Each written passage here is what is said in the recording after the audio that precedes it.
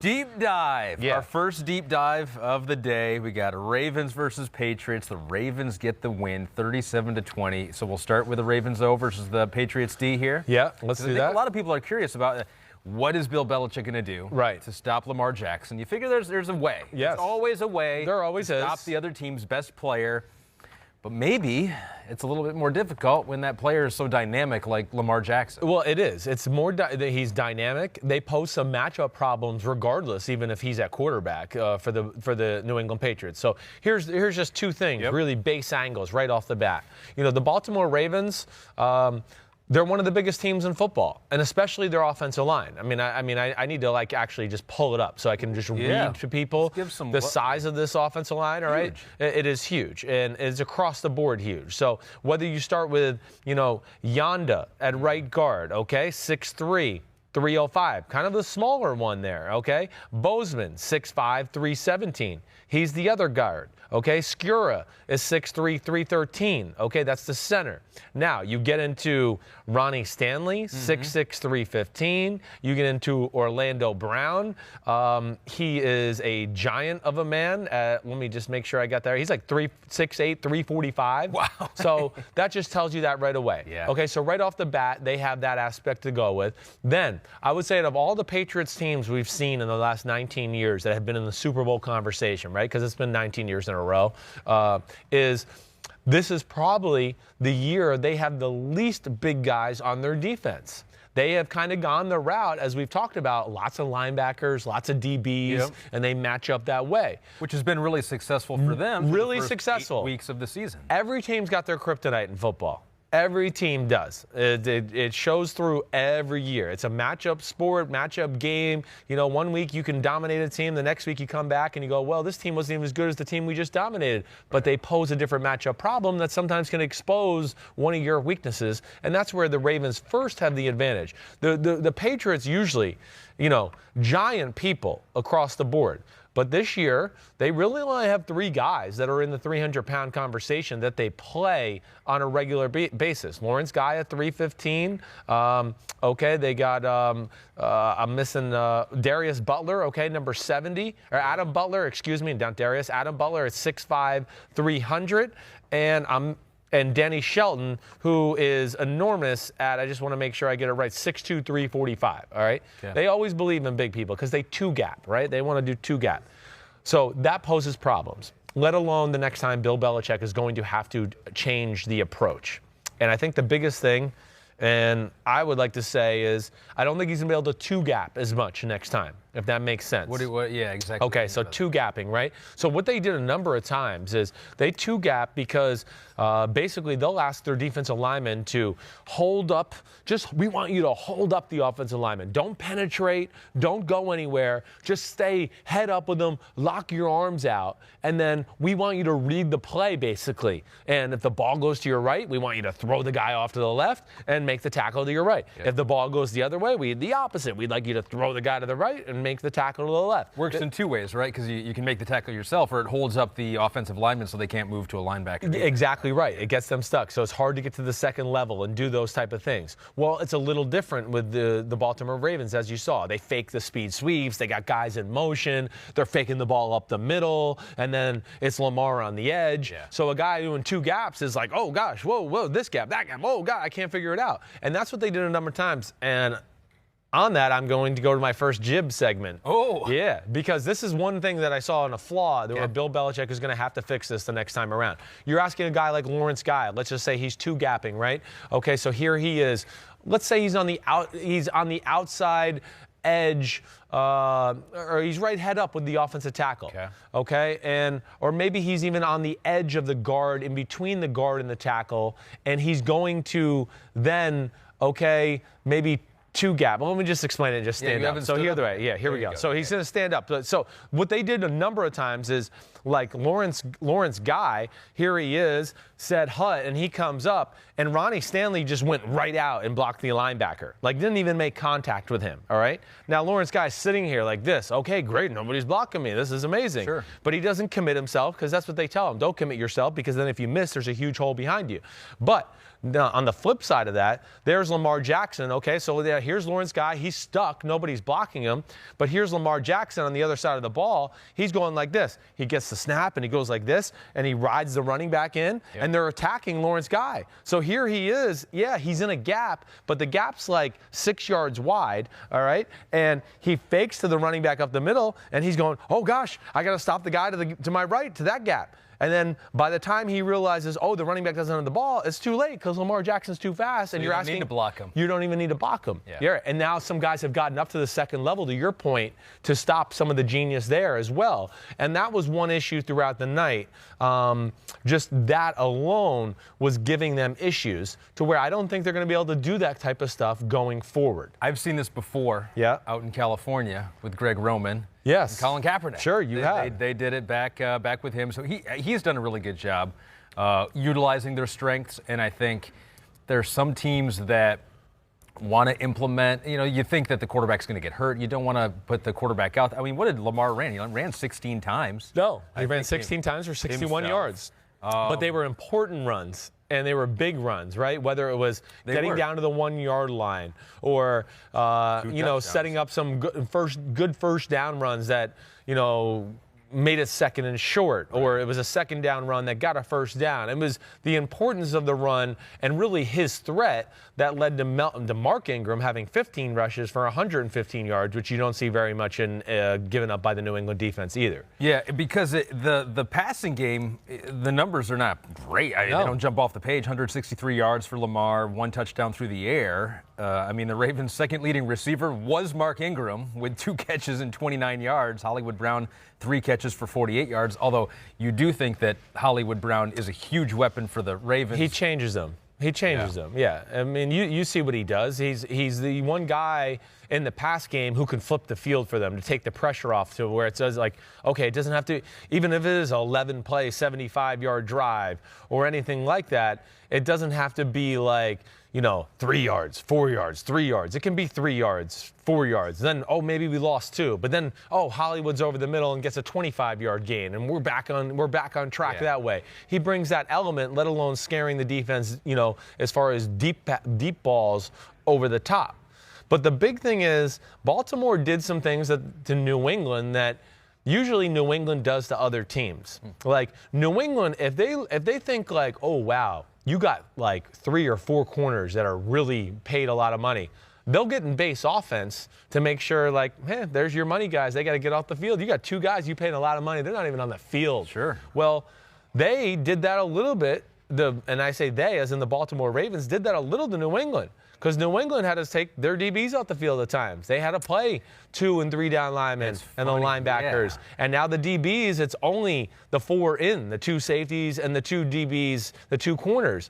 And so they take away J.C. Jackson and some of their other guys who are so instrumental in what they do on that side of the ball. You know what's funny is I was looking at the snap counts for both teams. Right. And I was looking at the Patriots wide receivers. Yep. They were on the field basically the whole game. Yes. Edelman played every snap. Sanu played every snap. Philip Dorsett missed 1 snap. Right. Over on the Ravens, it was the opposite. Yep.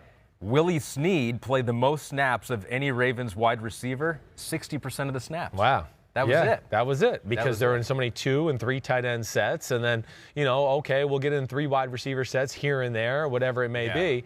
But, it limits the greatness of the Patriots defense, which is really going to translate to most teams in football, except for maybe the Ravens, who are going to go, we don't really care. We're not about passing the ball. Yeah. We play run first, and we make you adjust off of that. And it's part of, again, the matchup problems that Baltimore poses for New England in general. This is this is a Baltimore issue for the Patriots, not necessarily an issue moving forward, right? This is a unique way that the Baltimore issue. Ravens I don't know of anybody. The only thing teams are going to be able to take away from this game is go, man, we can bring the fight to New England a little bit. Like they're not that big and physical up front to where we got to bring it to them. It's going to take just some of their shine and luster off, and teams are going to look at it and go, their front's not that great as far as stopping the run. Why don't we run the ball more? Yeah. We should do that. And that showed a great advantage. Because you don't have 300-pound offensive linemen up and down the board here. Exactly. In the old, really, like any other year except for this, New England had more than 3 or 4 of these 300-pounders. Yeah. And they would play the bare front, right? And they would let 3 big guys control the 2 guards in the center, and then they could do things off of that. Well, they're a little different this year with the way they're built, and they pose a problem. Another problem that got exposed with them a little bit is the weak side run game. Again, because they're smaller, right? New England in the years past. So the strong side is where they had the extra help out too, right? They're worried about, oh man, the tight end's over here. Yeah. Man, we need to put the safety down here just to get an extra guy in the box to stop the run game. Well, Baltimore were getting those formations. You saw the few little option pitches. There was even a few weak side runs. Okay, so they're in a strong formation. The fullback set strong, the tight ends on the, let's say, the left side, and then they would motion the fullback weak. And what happened basically was, you know, setting the edge, which is such a big thing in New England. Like they expect, and for all those out there, I'm going to stand up one more time here. You're going think it's double, worthy. you're double for this. Yeah, this deserves it. Ravens. Okay. But they believe in setting the edge. In fact, I want you to get up this one, okay? You're getting up too. Okay. If you're an offensive tackle and we're going this way, right? You're going this way, I'm here. They are big in like set the edge. Like you got to funnel the run back inside, right? So if if Lamar Jackson comes outside, nope, I'm not going to let him come outside because I got all this help inside of me to make the tackle. So that's like truly you get your head chopped off in New England if you break that rule, if you don't set the edge. Well, what they did a few times during the game was, okay, the tight end's over there, so they wanted to put kind of the strength of their defense over there.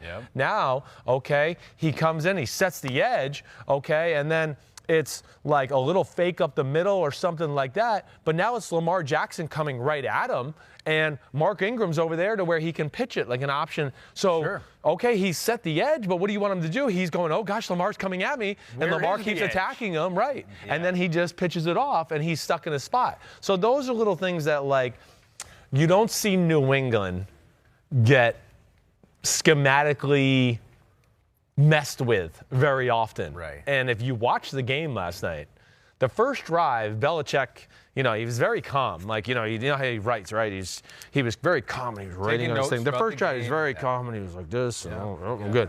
The second drive, when they went down again, and then the third drive, it was like, what the fuck is going on? Like, me. Like, you could read his lips. That's what he was saying. Yeah. Because he knew, man, they're posing some problems for my defense schematically that I'm going to have to readjust as we go forward here, because if I keep doing what I'm doing, we're going to be in big, big trouble. And I just found that, I mean, that does, like I said, just does not happen very much, but they will learn from it. And if they play the second time around, it's going to be a great advantage for New England. It will, because they're going to be able to now adjust off of that. How? Well, they're going to have to figure out, maybe go to 4 down fronts and go just, we play one gap at a time, something like that. Okay. They might even have to do some unconventional blitzing that they don't like to do, just to like make chaos inside to where they can't get a body on a body all the time. But this is why the mobile quarterback is so unique and it's such a unique challenge, and why really, if you can have a quarterback that can do this, you would want it every time, because it's the extra player, right? It's the extra player, like right? You have an advantage almost being able to use the quarterback in this way. You get the numbers advantage more times than not. So you're right, because instead of giving the ball to Mark Ingram, now Mark Ingram is blocking for you, and you have the advantage there. Right. The other thing that it did to them more than anything, and because of your point, what you're talking about, Lamar Jackson's running ability, you've heard me say before, like, running quarterbacks simplify defenses. One of the greatest advantages in New England and why they're so good is Bill usually wins the schematical chess match between the two teams. And you're giving the nod to Greg Roman? Well, he couldn't do anything schematically crazy in the game to go, I'm going to really like ruin this aspect. He had to kind of play it like simple. Oh, we're playing man-to-man. Oh, we're playing 3 deep, because he's too worried about making the proper run fits, and Lamar to go, I can't do this crazy coverage to double this guy in this situation, or I want to take away this one run and I'll run this defense, because if he guesses wrong, it could be Lamar, going 70 and high stepping. So there's that aspect, and it's the Cam Newton effect. It's why Cam Newton has a winning record against the New England Patriots. For my recollection, he's 2-0. That's why when people talk about the running quarterback, and New England's had issues with that, New England's not known for like their great athleticism in their history for the front seven. It's they're big, they're sound, they don't mess up, right? Yeah. And then Bill does creative things in the back end to take away your top receiver or your best passing plays. Well, this is different with them. And that part of New England, which is their great advantage, which is the great mind of Bill Belichick, it kind of becomes a little bit of not a great advantage against a team like Baltimore who just plays smash mouth. Just really impressive for the Ravens offense. And you mentioned the offensive lineman and Marshall Yanda. One more shout out to him. The 35-year-old from Cedar Rapids, Iowa. I feel like if you grow up in Cedar Rapids, you're like 10 times more likely to be an offensive lineman in the NFL than if you grew up anywhere else in the world. Well, I can see that. And you're right. It's Iowa. I mean, I feel like the big people in the middle of the country in the South make up most of the NFL offensive linemen. 35. He missed some snaps week 1. He's special. Played every snap since then. He's always been special. He's a borderline Hall of Fame guard. Yeah. That's how good his career has been. But really, just an impressive, not very often where you see a team kind of physically dominate New England that way and kind of also have the schematical, like whether it was a draw or an advantage. It usually never happens. Draws don't usually happen against New England. They usually win the schematics.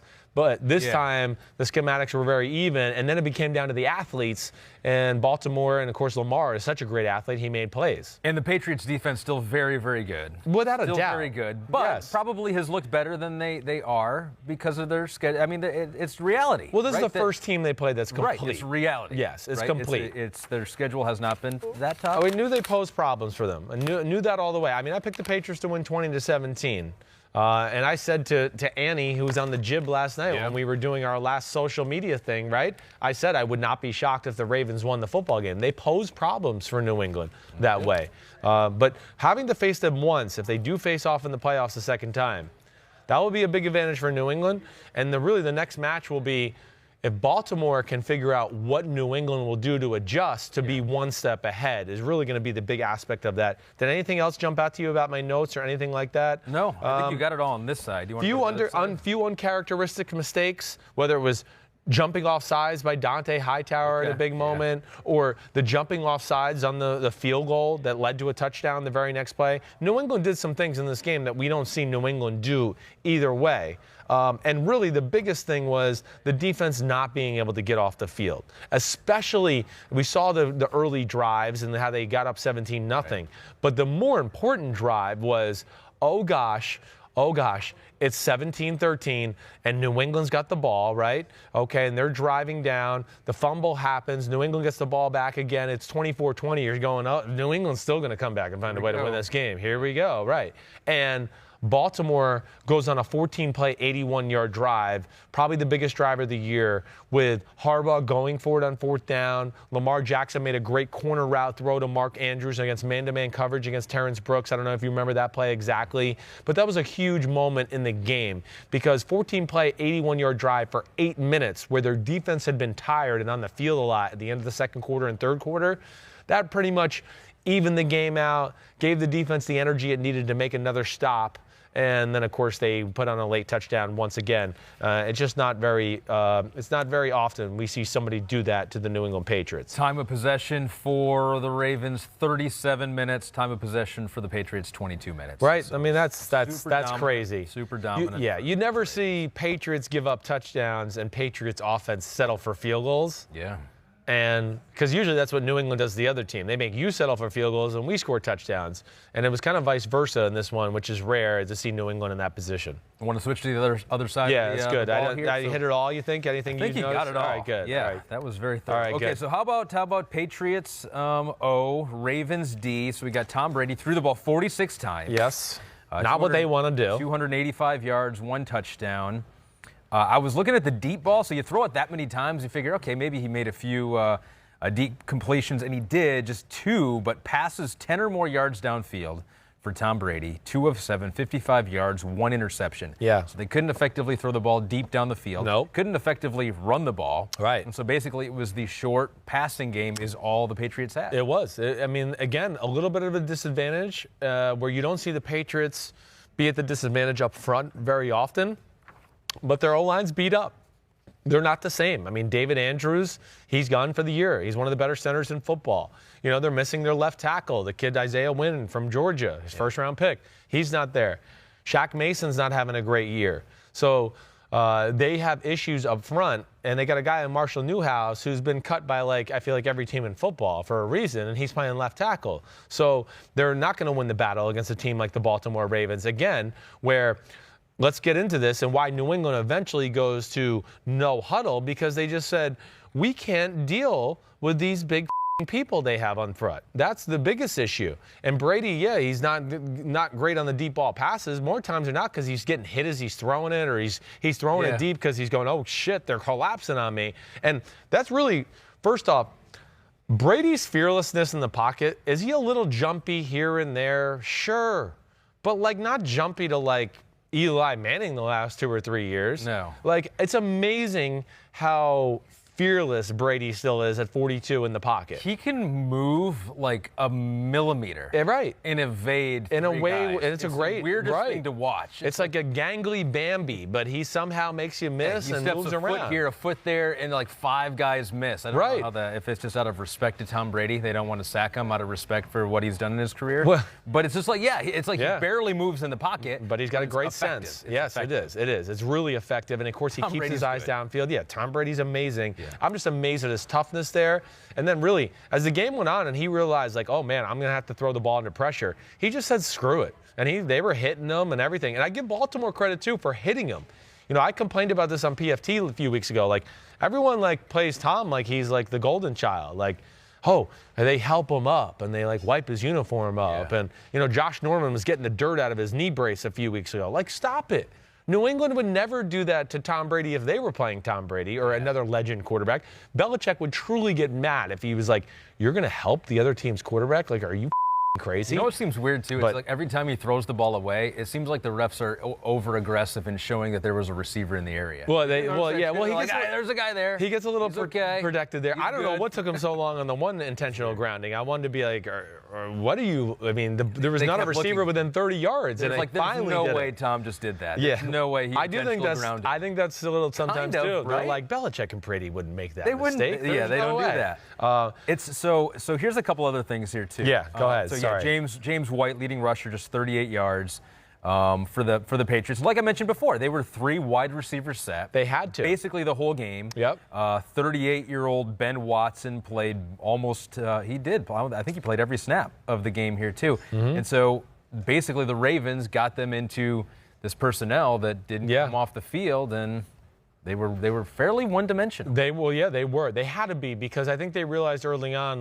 oh, wow, okay, when we try to, get in I formation and run the ball and do that kind of stuff, they realize they're not going to win the battle. They're just not. And I meant to get on that. I mean, Baltimore, okay, again, up front, I just want to explain to people how big they are as a football team, all right? Brandon Williams is their tackle. He's 6'1", 336. The other tackle next to him is 6 foot 340. Okay?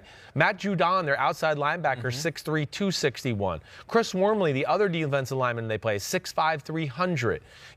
The size of the people they have it's big person after big person after big person.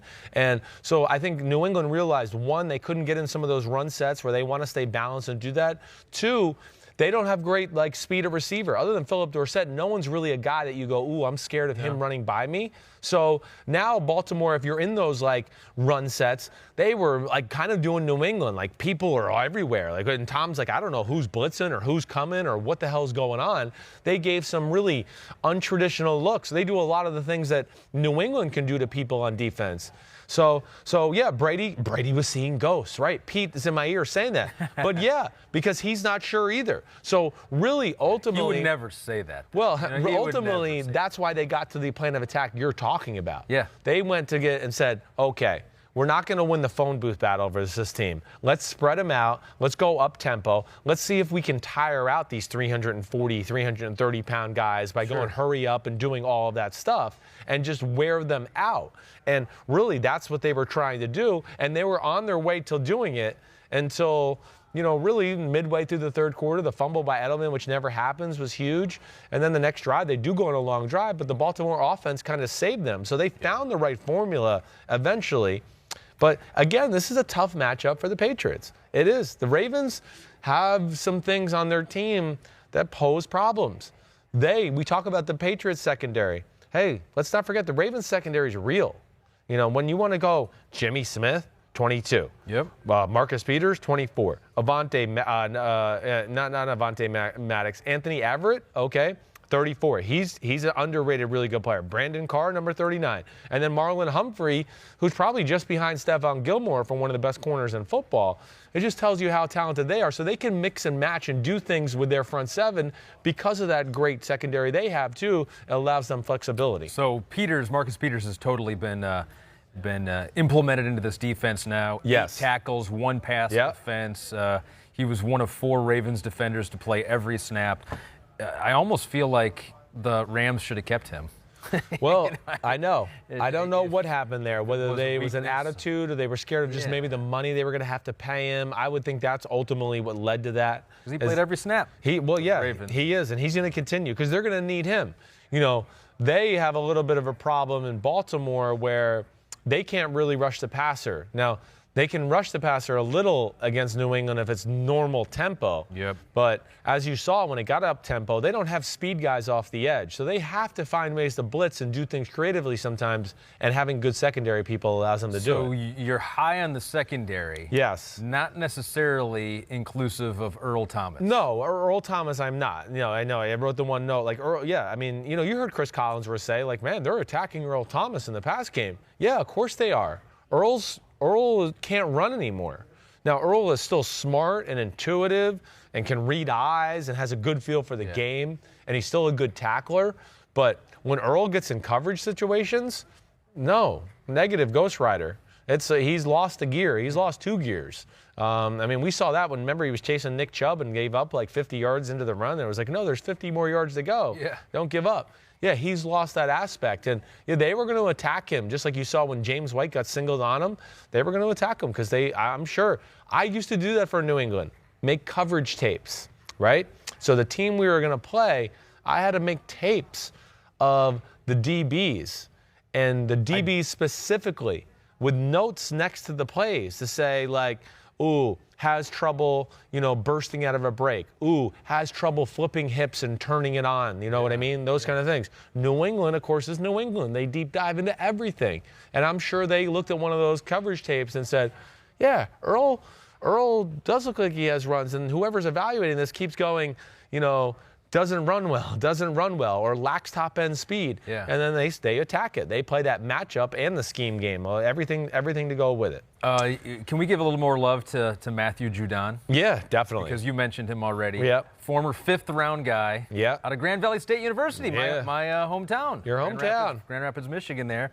Had 4 hits on Brady last night. He's their best pass rusher. Most of any Raven. Right.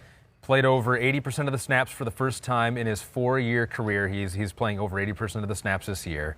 And in the introductions, did you hear him say his body is built by Taco Bell? Oh, did you hear him say I that? did not hear him say that. Yeah, I missed that. Big week for fast Taco food Bell? because fast food in general, because Deshaun Watson, remember he said the Popeyes chicken sandwich helped his eye. Oh, yes, right. You got Taco Bell here. Yes. Which makes me happy as a guy that I do really appreciate fast food. Yeah, well, what's your favorite fast food? Chick-fil-A. Chick-fil-A? Yeah. Okay. Without a doubt. Yeah, I eat it every day. Yeah, I imagine that you have given up fast food. For the most part. If I'm going fast food, I'm just going to McDonald's for their French fries and a chocolate shake. Yeah. That's about it. And how often do you do that? Once every 4 months. Yeah. Something like that. I could tell you my favorite order at every fast food chain. Burger King, Wendy's, Chick-fil-A. Yeah. I could go through them all. Well, not great for you, but still. But I appreciate it. So yes. He's built by Taco Bell, but he was, he's good. He's emerging. He is good. He's a lot like the guy they lost, like Zadarius Smith. I mean, he's that similar type of player. Really good in the run, really good all-around football player who, yes, can be disruptive along the quarterback, but just another big body on that Ravens defense. Yeah. And, 2 things that just stand out to me just real quick before we move on. Really, I don't know what had happened this game if the Ravens don't fumble early on, right? I mean, they got the ball. They get the ball 17-0, and Mark Ingram's rips it up the middle, right? So, I mean, first it was the Cyrus Jones fumble special teams on the special teams, yep. which led to a 4-play, 20-yard drive for a touchdown. Then it was the Mark Ingram fumble, which led... Yeah, it was almost like we called and said, hey, we can't have this game be a blowout. Yeah. This is too big of a game on our air. We don't want it to be a blowout. Yeah, I'm sure that's just what John Harbaugh wanted. But either way, throw that conspiracy theory they held New England to field goals twice. The 2 field goals at the end of the half. After the Mark Ingram fumble, they held them to a field goal there. That was huge. And then one of the biggest plays was James White tripping on his own guy. Oh, yeah, down at the 1-yard line. He's going to walk in. I mean, it's a touchdown. But he trips on his own guys. They touch him down. They have to kick the field goal. So instead of it being 17-all at half, it's 17-13, which was a big victory for the Ravens defense. Is that everything? I think so. Last thing I want to say about the Ravens. Yep. Why would you even play them in a phone booth game? Why? I mean, just don't do that. The 2 teams they lost to did not do that. So that'll be something I think you see as you go forward against the Ravens. Like, spread them out. The Chiefs and the Browns spread them out. And really the Browns, who ran the ball well in that game, they ran the ball in spread formations for the most part too. I mean, didn't they try to do that, the Patriots, or no? They did. Well, at first they didn't. Yeah. At first they kind of came out to go like, hey, this is what we do. We're going to be balanced and change our personnel sets, and we're going to get some high formation and run, and Brady will be underneath the center. But then they realized, like, okay, we're not going to win, and they adjusted, and that's when they got into the spread out battle. You're exactly right. Hi, I'm Mike Tirico, and thanks for watching. Make sure to hit subscribe for the latest news and highlights from NBC Sports.